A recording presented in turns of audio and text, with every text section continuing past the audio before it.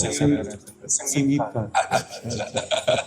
अच्छा, हमारा जीवन में ऐसा इंसान कहते हैं वो किस लिए आया है इस दुनिया में। मैं शुरू से मानता था, हम सब आपस में भाई ये सब मानते थे कि एक दूसरे की मदद करने के लिए आए, जीवन ये है।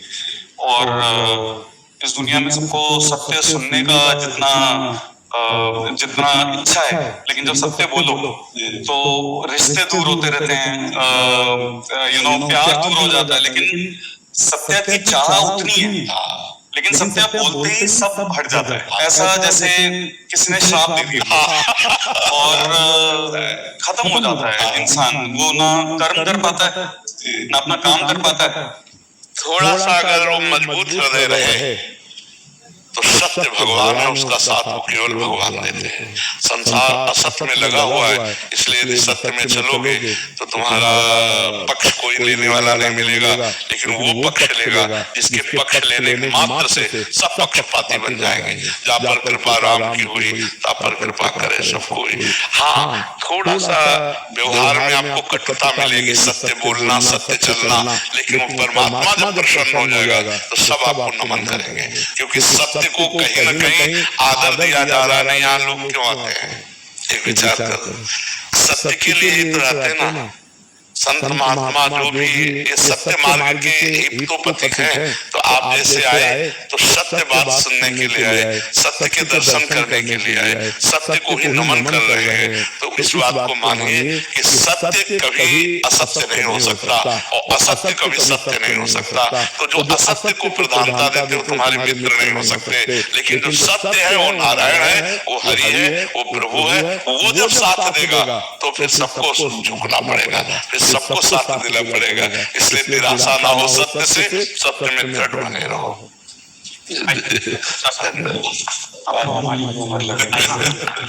विनय अग्रवाल जी, कलकत्ता से।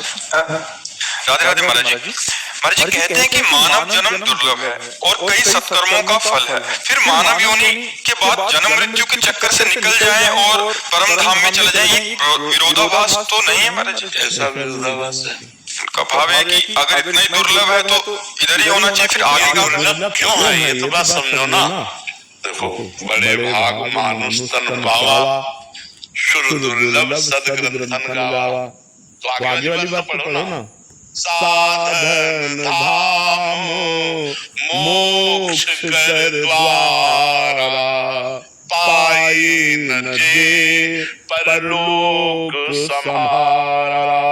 सो परत्र दुख पावई, सिर धुनि धुनि पछताए। काल ही कर्म ईश्वर ही, मिथ्या दोष लगाए। पूरा जब हम बात पूरी पढ़ेंगे तब बात समझ में आएगी। अगर पूरी बात रख दो तो विवाद नहीं होगा, पूरी बात में विवाद नहीं होता। जैसे आपके मन में प्रश्न है तो पूरी बात नहीं पढ़ा इसलिए प्रश्न है।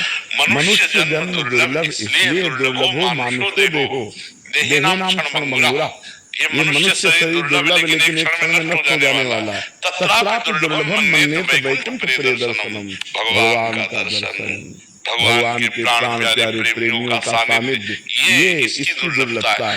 मनुष्य बनकर सत्संग करेंगे, मनुष्य बनकर साधना करेंगे, जिससे हमें भगवान की प्राप्ति हो। देखो, देव दुर्लभ ही कही गई, तो कभी कभी देखो यहाँ से कितनी दुर्गंध आती है। नाक छिड़क के देखो, खखार के देखो, कार से देखो, और नीचे तो मलमूत्र के द्वार है। कौन सी दुर्लभता है। और देवता जहाँ से निकलते हैं एरिया सुगंधित हो जाती है।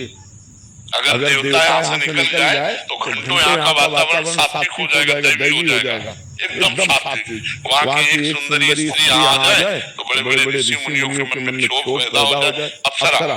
लेकिन कहा गया देव दुर्लभ किस बात के लिए? क्या इन भोगों के लिए देव दुर्लभ कहा गया? नहीं, देवता भजन नहीं कर सकते भगवान, वो केवल अपने पुण्यों का भोग भोग सकते हैं। और हम भजन करके नारायण को प्राप्त हो सकते हैं। हम ब्रह्म स्वरूप हो सकते हैं। ब्रह्मविद ब्रह्म ही भवति, जो ब्रह्म को जान लेता है ब्रह्ममय हो जाता है, इसलिए दुर्लभ है।